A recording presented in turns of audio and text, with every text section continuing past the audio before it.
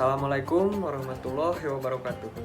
Perkenalkan, nama saya Falaki Abdul Rahman dengan NPM 103210006 dari kelas C11 Prodi D3 Manajemen.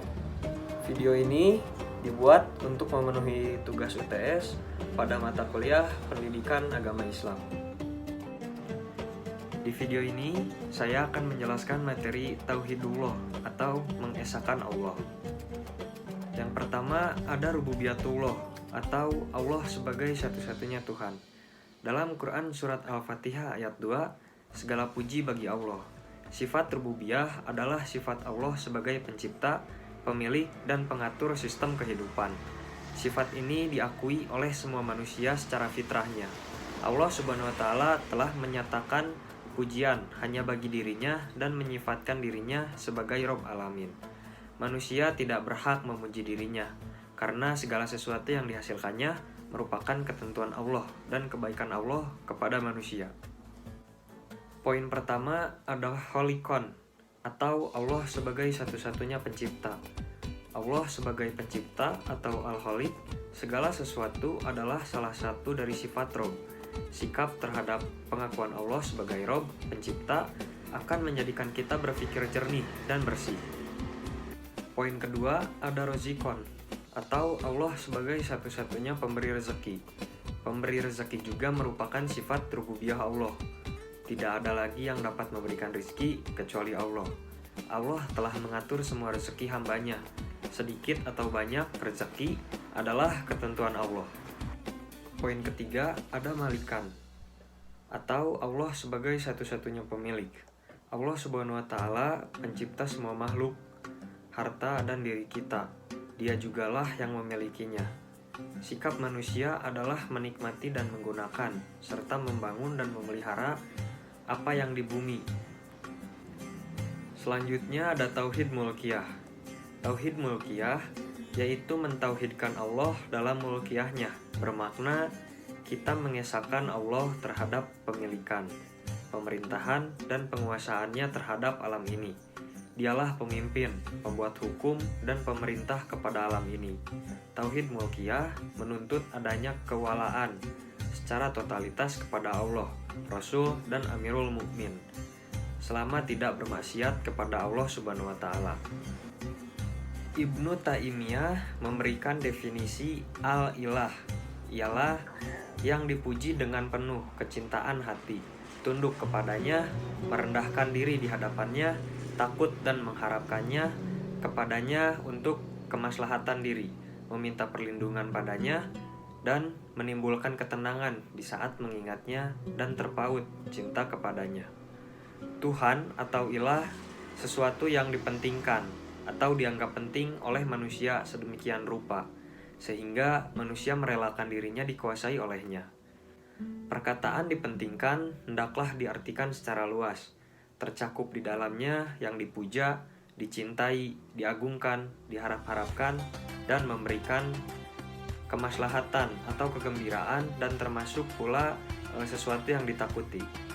Pembahasan yang kedua adalah Tauhidul Ibadah atau pemurnian ibadah. Yang pertama Tauhidul Ikhlas.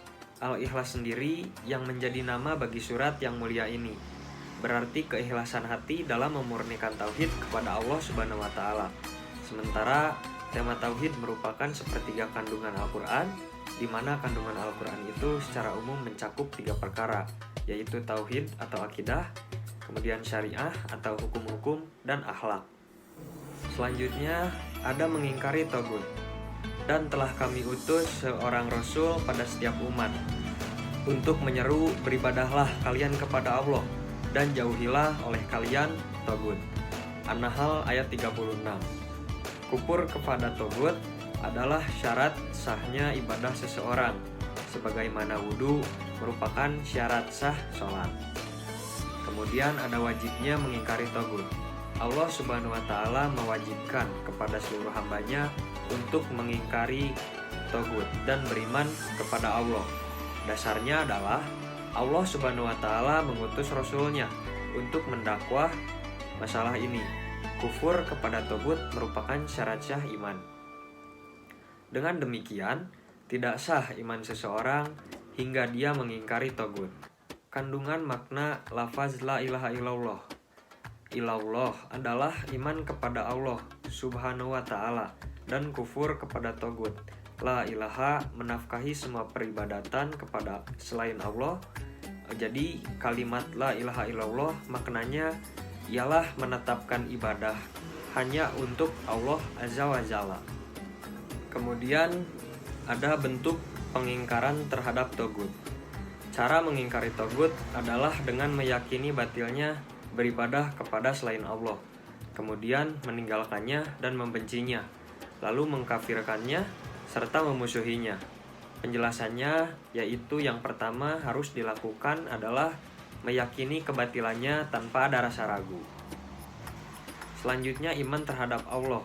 Iman kepada Allah adalah sikap pembenaran yang kuat akan adanya Allah dan bahwa Dia memiliki seluruh sifat kesempurnaan dan keagungan, dan bahwa hanya Dia semata yang berhak untuk diibadahi. Iman kepada Allah adalah fondasi dan inti dari akidah Islam. Maka iman kepada Allah adalah pokok yang paling utama, sedangkan rukun-rukun akidah lainnya disandarkan dan mengikuti kepadanya. Yang selanjutnya ada mengimani akan adanya Allah. Keimanan akan adanya Allah sesungguhnya telah Allah tanamkan pada hati dan fitrah setiap manusia. Orang yang mengingkarinya bisa dipastikan mengingkari karena kesombongan. Dengan demikian, tidak ada pilihan lain melainkan akal pasti mengakui dan menetapkan keberadaan Sang Pencipta. Selanjutnya ada buah iman akan adanya Allah. Iman kepada Allah akan menumbuhkan buah keimanan yang cukup banyak, sebagaimana diterangkan dalam Al-Quran maupun Sunnah. Di antara buah keimanan itu adalah yang pertama, membuahkan kebahagiaan dunia akhirat. Yang kedua, senantiasa bisa ditolong dan dilindungi oleh Allah. Yang ketiga, masuk ke dalam surga dan melihat kepada Allah. Yang keempat, mendapatkan keteguhan dan kekuasaan di muka bumi. Yang kelima, memperoleh keamanan dan petunjuk yang sempurna. Yang keenam, mengabdi kepada Allah.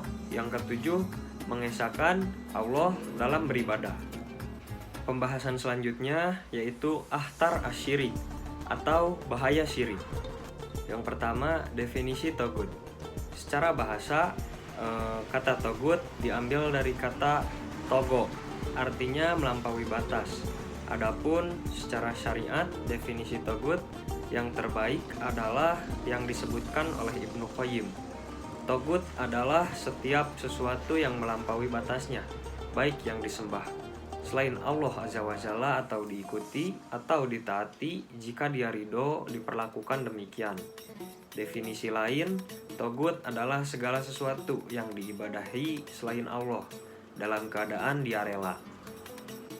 Selanjutnya, tokoh-tokoh atau macam-macam togut. Yang pertama, iblis. Dia adalah setan yang terkutuk dan dilaknat Allah.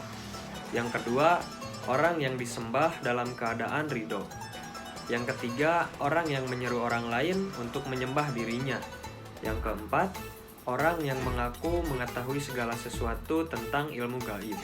Yang kelima, orang yang berhukum dengan selain hukum Allah. Selanjutnya ada bahaya syirik. Yang pertama, kezoliman yang besar. Syirik adalah kezoliman yang paling besar. Zolim itu tidak memberikan hak kepada yang berhak. Demikian pula, seorang manusia yang tidak bertauhid kepada Allah, ia berbuat zolim, dan kezolimannya itu merupakan kezoliman yang paling besar. Yang kedua, tidak mendapat ampunan. Syirik adalah dosa yang tidak dapat diampuni Allah Subhanahu wa Ta'ala. Seseorang yang meninggalkan dengan membawa sesuatu dosa, insya Allah masih ada peluang diampuni Allah. Namun orang yang meninggal dalam kondisi syirik, ia tidak akan mendapatkan ampunan Allah Subhanahu wa Ta'ala. Dosa terbesar. Banyak dosa-dosa besar yang dijelaskan para ulama bersumber dari Al-Quran dan hadis Nabi. Bahkan Imam Az-Zahabi menulis kitab Al-Kabir yang isinya 70 dosa besar. Nah, di antara Semua dosa besar itu, syirik adalah dosa terbesar. Dosa paling besar, lebih besar dari dosa zina, lebih besar dari dosa membunuh, lebih besar dari segala dosa besar. Secara keseluruhan, tauhid dapat diartikan dengan meyakini Allah Subhanahu wa taala adalah satu-satunya zat yang harus disembah dengan mengikuti seluruh perintahnya dan menjauhi segala larangannya. Yang mana keyakinan yang diyakini dengan sepenuh hati dengan rasa keimanan dan keislaman. Tauhid secara umum dibagi menjadi 3, yaitu tauhid rububiyah, yang kedua tauhid uluhiyah, yang ketiga tauhid asma wa sifat. Dengan cara melakukan hal yang disukai oleh Allah seperti selalu mengingat Allah kapanpun dan dimanapun, selalu mengingat Allah Subhanahu wa taala.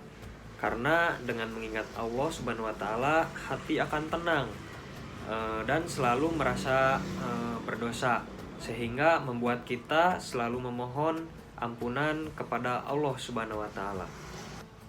Mungkin cukup sekian yang bisa saya sampaikan. Terima kasih. Wabillahi taufik wal hidayah. Wassalamualaikum warahmatullahi wabarakatuh.